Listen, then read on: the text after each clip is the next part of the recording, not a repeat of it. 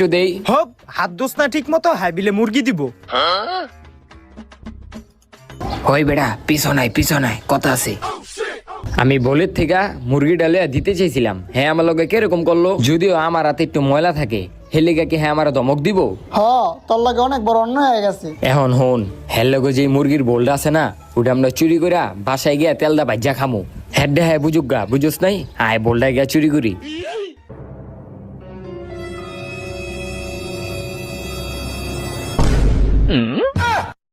দুইজনে মিলে এই বুদ্ধি করছত না? চাউরা দি দে দে চাউরা পোলা পাইনি।